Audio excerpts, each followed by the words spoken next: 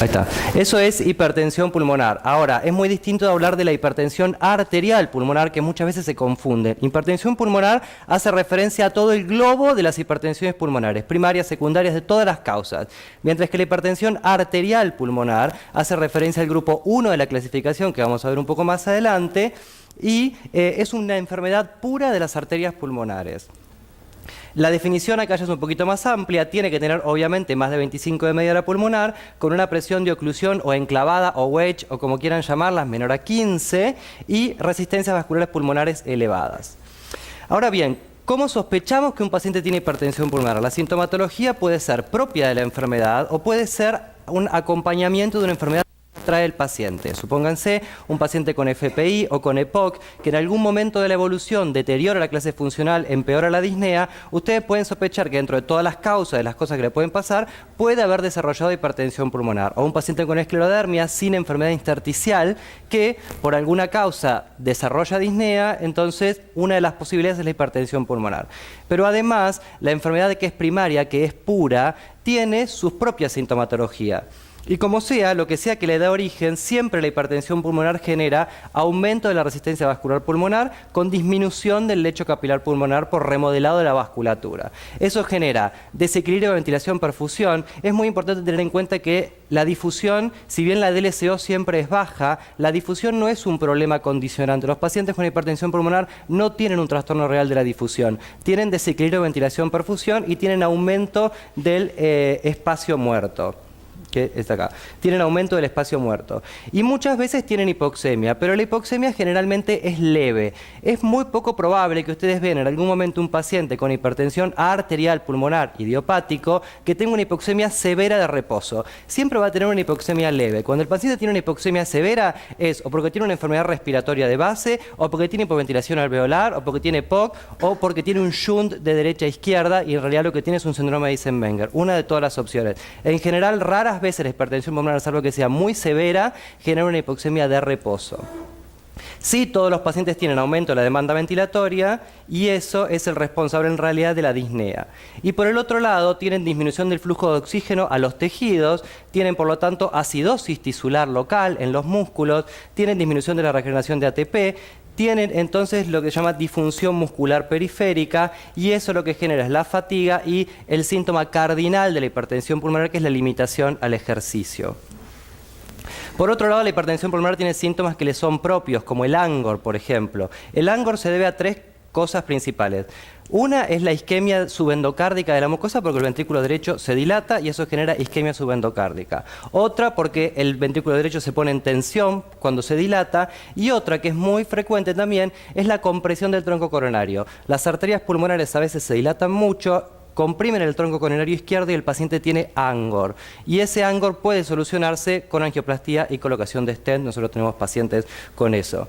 Y por el otro lado, esto tiene un síntoma de muy mal pronóstico, que es el síncope. El síncope es un síntoma de mal pronóstico porque en general implica bajo gasto, sobre todo cuando es a repetición. Así que es un síntoma también que hay que tener en cuenta. Y ahora sí, una vez que ustedes tienen síntomas que son compatibles con una potencial hipertensión pulmonar, tienen que pensar de entrada, siempre, inicialmente, en todas aquellas cosas que pueden conllevar hipertensión pulmonar. Por ejemplo, las enfermedades del tejido conectivo, la esclerodermia a la cabeza. Si el paciente tiene una sintomatología compatible y tiene además esclerodermia, entonces una de las posibilidades es que tenga hipertensión arterial pulmonar. Las hepatopatías, por mecanismo poco conocido, mediado por la vía de la endotelina, pueden generar un remodelado de la vasculatura pulmonar y generar hipertensión portopulmonar. El HIV por sí mismo puede generar un remodelado de la vasculatura pulmonar y generar la hipertensión arterial pulmonar asociada al HIV. Las cardiopatías congénitas, un grupo muy grande, hay cardiopatías congénitas del adulto y hay pacientes que le cerraron la cardiopatía en la infancia y que a futuro desarrollan hipertensión pulmonar. Las cardiopatías congénitas, el antecedente de cardiopatía congénita es muy importante de recabar. En realidad, o tratar de sospecharlo, aunque ella tenía una CIA cerrada en la niñez, es un antecedente importante. Y el antecedente de TEP, 4% de los pacientes que tuvieron un tromboembolismo pulmonar agudo, según Pengo y colaboradores, a 2 años desarrollan hipertensión pulmonar tromboembólica crónica. Y lo que a nosotros más nos compete, porque es lo que más probablemente veamos, son las enfermedades respiratorias y las enfermedades cardíacas. Las enfermedades cardíacas izquierdas se llevan el 80% de las causas de hipertensión pulmonar. Y las enfermedades respiratorias, nosotros tenemos un sesgo como neumonólogos porque vemos mucha cantidad de pacientes con EPOC o fibrosis que en su evolución desarrollan hipertensión pulmonar. Ahora, tenemos al paciente con una sospecha clínica que tiene un antecedente de peso o no y que puede o no tener hipertensión pulmonar. ¿Cómo lo abordamos? Lo primero que hay que hacer es un estudio de detección, o sea, un estudio que tenga baja sensibilidad, alta sensibilidad y tal vez poca especificidad, como puede ser, por ejemplo, a la cabeza, y la estrella en este caso es el ecocardiograma, pero siempre va a ser un estudio de detección.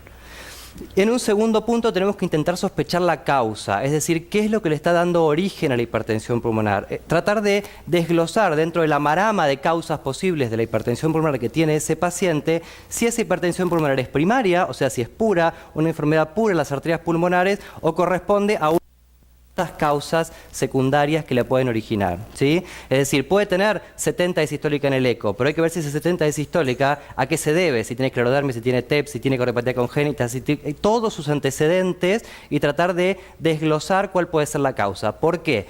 Porque supónganse que después lo tienen, este diagnóstico lo tienen que confirmar con un cateterismo. Entonces supónganse que ustedes le hicieron un eco al paciente, tiene 70 de sistólica en la pulmonar y le hicieron un cateterismo y confirman la hipertensión pulmonar. Pero después se enteraron que el paciente tuvo un TEP hace 5 años atrás.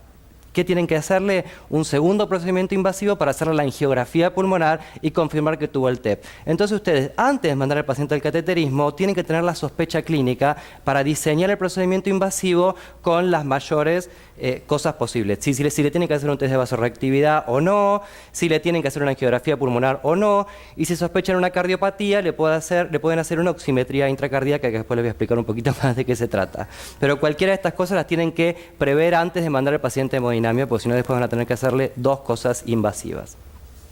El ecocardiograma, como les dije, es la estrella en la detección de la hipertensión pulmonar y todos ustedes que están sentados acá seguramente deben haber visto en algún momento un ecocardiograma con hipertensión pulmonar. En ese caso, hoy por hoy, las guías europeas lo que recomiendan en general, es de 2015, no de 2016, pero no importa, lo que recomiendan es manejarse por 2 cosas. Uno es la velocidad de regurgitación tricuspidia, que es lo que se utiliza para calcular lo que más comúnmente estén familiarizados ustedes, que es la presión sistólica en la arteria pulmonar estimada. Eso utiliza la velocidad de regurgitación tricuspidia, pero agrega la presión en la aurícula derecha. Y la presión en la aurícula derecha en realidad la estima el ecocardiografista en base a los signos indirectos que puede ver de presión pulmonar, que básicamente son estos. Si le parece que la presión en la aurícula derecha puede estar aumentada, le pone un 10. Si le parece que no está aumentada, le pone 0. Entonces, en general, la variabilidad de la presión sistólica estimada en la arteria pulmonar varía de más o menos 10. De manera tal que se paciente tiene 45, puede ser que tenga 35 o puede ser que en realidad tenga 45, de acuerdo a si el cardiólogo le pareció o no que tenía o no aumentada la presión en la aurícula derecha. Para evitar eso, es mucho más exacto que nos midan la velocidad de regurgitación tricuspidia. Si la velocidad de regurgitación es menor a 2.8 y el paciente no tiene signos indirectos de hipertensión pulmonar, ¿que cuáles van a ser? Los que ustedes seguramente conocen: agrandamiento de la aurícula derecha, agrandamiento del ventrículo derecho, que la vena cava no colapse lo suficiente, o sea, que tenga signos de aumento de presión en las cavidades derechas, que tenga algo de derrame pericárdico, que ese derrame no sea explicado por otra causa, que tenga dilatación del tronco de la pulmonar, todo lo que en general en el informe aparece como signos indirectos de hipertensión pulmonar. Sí es importante que el tipo que haga el ecocardiograma esté avesado en ver el ventrículo derecho, porque si no, ven todo en la cámara izquierda, te informan la FEI y no sabes cuál es el diámetro de la aurícula derecha. En general no te lo ponen. Entonces uno tiene que mandar al paciente con la sospecha y que hagan el ecocardiograma mirando las cavidades derechas, porque no se hace de rutina. Pero supónganse que es así, si el paciente tiene menos de 2.8 y no tiene signos indirectos de hipertensión pulmonar, entonces tiene baja probabilidad, no quiere decir que no la tenga, pero tiene baja probabilidad de tener hipertensión pulmonar. Mientras que si tiene más de 3.4 de velocidad de regurgitación tricuspidia, entonces ya eso le da una alta probabilidad, independientemente de que tenga o no otros signos de hipertensión pulmonar. El primer ecocardiograma, y esto es un mensaje que quiero que se lleven, siempre el primer ecocardiograma cuando estudian a un paciente con hipertensión pulmonar, tienen que pedirlo con burbujas. ¿Qué implica? poner una vía periférica, agitar solución salina, inyectarla y se ve si pasan las burbujas a las cámaras izquierdas, porque eso, si no, se pueden estar comiendo un shunt intracardíaco. Y después, aunque sea chiquitito, una CIA, una CIB chiquitita que ni siquiera le escuchan un soplo, o una CIA tipo seno venoso que no se ven en el ecograma transtorácico, todas esas cosas, si ustedes se las comen, después traen consecuencias a largo plazo, porque en realidad el paciente no es una hipertensión pulmonar idiopática, sino que es Weizenbanger. Entonces siempre tienen que hacer un ecograma con burbujas para descartar de raíz esa posibilidad. Entonces, hay otro escenario posible. Imagínense que ustedes tienen un paciente con, insisto, esclerodermia, disnea, tomografía computada normal, DLCO 50%. Y además el paciente tiene disnea. Con una tomografía normal, no tiene intersticio, es probable que tenga hipertensión pulmonar. Al menos tenemos que considerarlo como una posibilidad. Es decir, hay escenarios en el que el paciente tiene un eco normal y tiene sospecha clínica elevada de tener hipertensión pulmonar. En ese caso, ustedes tienen dos opciones. O hacer un estudio que sensibilice, o sea, que pueda desenmascarar la hipertensión pulmonar, o bien pueden hacer un cateterismo cardíaco derecho directamente si no tienen test de ejercicio. El test de ejercicio es una prueba fundamental porque permite desenmascarar a los pacientes que tienen enfermedad vascular pulmonar. ¿En qué escenario? Este es un estudio que se publicó el año pasado en la revista Circulation que compara tres grupos de pacientes. Se hizo en el Brigham de Boston. Compara pacientes con hipertensión pulmonar de reposo, con hipertensión pulmonar solo en el ejercicio y pacientes sin hipertensión pulmonar de cualquier causa. Lo que vieron ellos es que el comportamiento de los pacientes que tienen hipertensión pulmonar en el ejercicio tienen un consumo de oxígeno mucho menor que los pacientes sin hipertensión pulmonar, y en todas las variables que se analizaron, acá no se ve nada, pero no importa, créanme, que en las variables que analizaron y que están resaltadas, los pacientes que tienen hipertensión pulmonar solo en el ejercicio tienen un comportamiento en el test de ejercicio cardiopulmonar muy similar a los pacientes con hipertensión pulmonar en reposo. Es decir que el test de ejercicio es una herramienta para valorar a aquellos pacientes que a uno les genera la duda, les hace un test de ejercicio y el comportamiento en el test de ejercicio va a ser muy similar a que si el paciente tuviera hipertensión pulmonar en reposo y ustedes lo vieran en el eco. ¿Se entiende? Ese es el argumento. Y si no tienen un test de ejercicio cardiopulmonar, hacerle un cateterismo en estos casos, nosotros nos ha pasado en el WEMES, de repente es razonable mandarlos a cateterizar. Hasta acá entonces tienen en claro los estudios de detección, o sea, cómo detectar a un paciente. Pero sin embargo, no hablamos de los famosos grupos de hipertensión pulmonar. Saben que son 5 y básicamente se dividen en causas precapilares y causas postcapilares de acuerdo a la presión enclavada en la presión wedge, ¿sí? Causas precapilares o postcapilares. La única causa postcapilar son las enfermedades del grupo 2, que son las enfermedades cardíacas izquierdas. Eso es, aumento de presión en las cámaras izquierdas del corazón que se transmite retrógradamente al circuito pulmonar. Todas las otras causas de hipertensión pulmonar son precapilares, y dentro de las precapilares, las del grupo 1, como pueden ver acá, son las que afectan directamente la arteria pulmonar, que el mecanismo fisiopatológico del grupo 1 es la proliferación y el remodelado de la vasculatura pulmonar. Ese es el mecanismo fisiopatológico. El grupo 2, el mecanismo fisiopatológico es la cardiopatía izquierda y el aumento de la presión retrógrada. El grupo 3 son los respiratorios, todos nuestros pacientitos que en conclusión tienen hipoxemia y la causa de la hipertensión pulmonar parece estar vinculada con la hipoxemia de reposo. El grupo 4 es mecánico, es la única hipertensión pulmonar que se puede curar porque es mecánica, son trombos que quedaron enclavados en la circulación pulmonar y por lo tanto al sacarlos la presión pulmonar baja. Entonces el grupo 4 es la tromboembólica crónica y el grupo 5 es una marama que incluye un montón de enfermedades de mecanismo poco conocido. Así quedó clasificado en el 2013, este año se hizo en Niza, en el 2018, se hizo el simposio de hipertensión pulmonar, que la verdad que no tuvo grandes cambios respecto a la clasificación, salvo que se agrega en el grupo 1 la hipertensión arterial pulmonar vasorreactiva, es decir, separa a los pacientes que son vasorreactivos y los incluye en una categoría aparte dentro del grupo 1. Ahora vamos a ver un poquito más de test de vasorreactividad.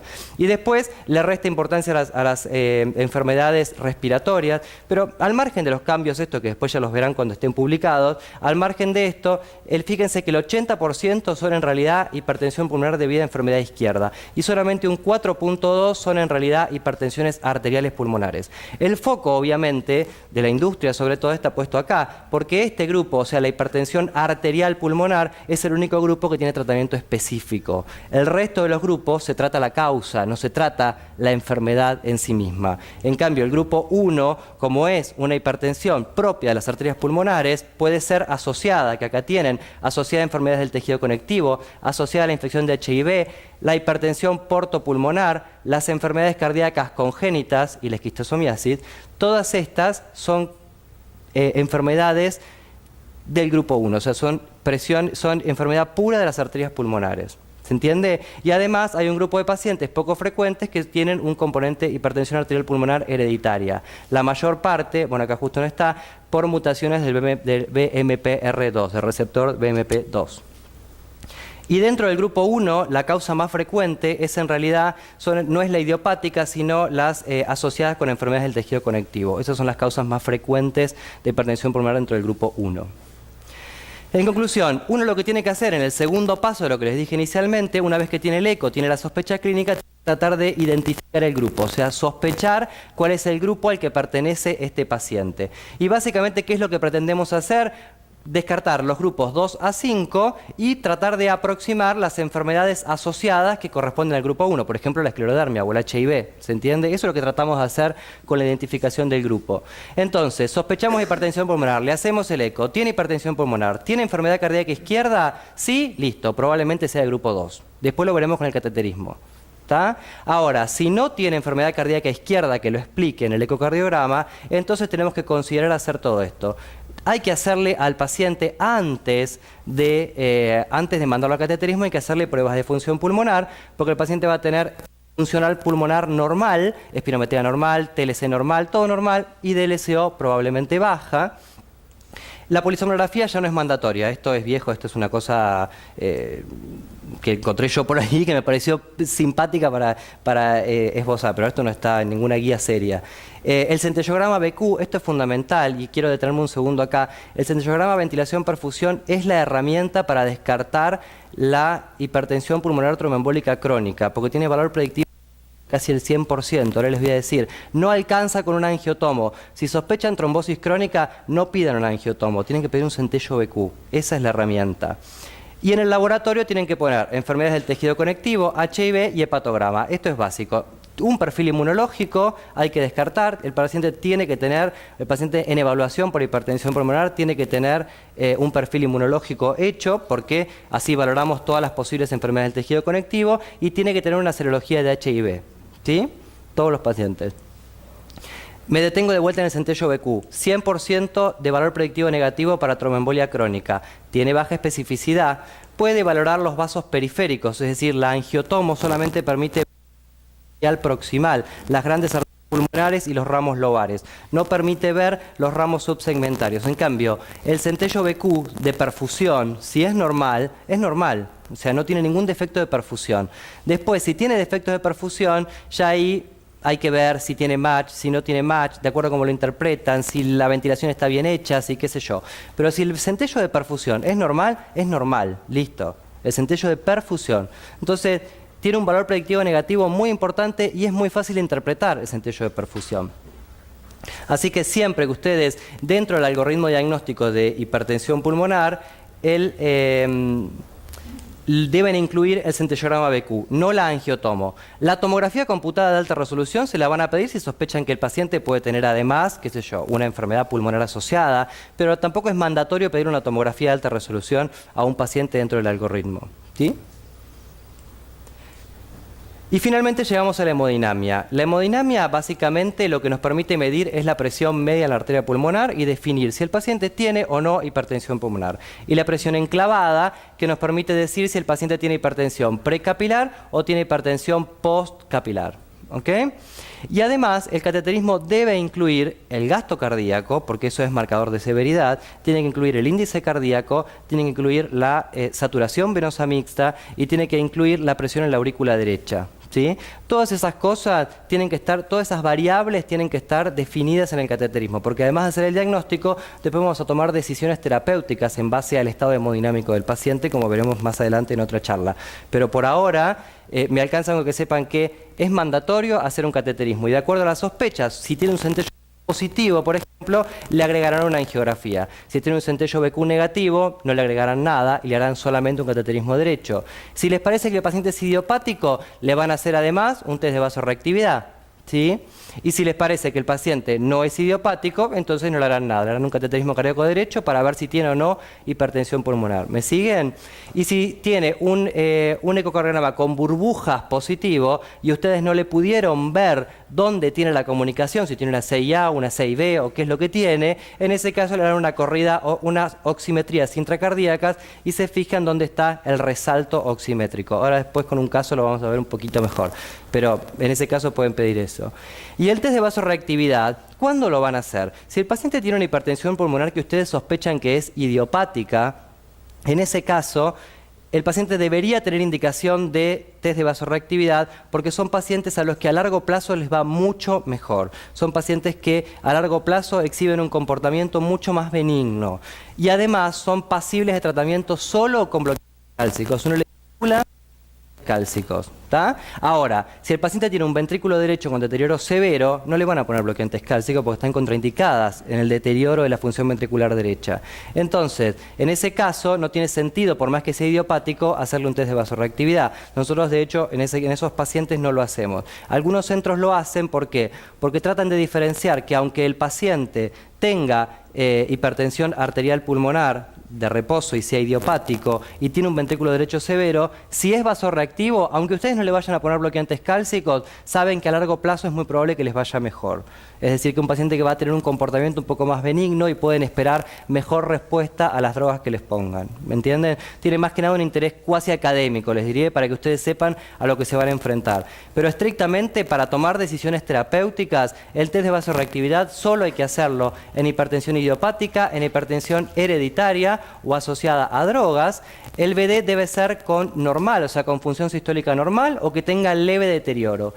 Se puede hacer con cualquiera de todas estas drogas. La droga que tiene mayor evidencia es el óxido nítrico. La más simple es el iloprost inhalado, o sea, nebulizar con iloprost. Nosotros, de hecho, en Favaloro utilizamos iloprost inhalado. Pero básicamente se puede hacer con cualquiera de estas drogas y cada droga tiene su protocolo.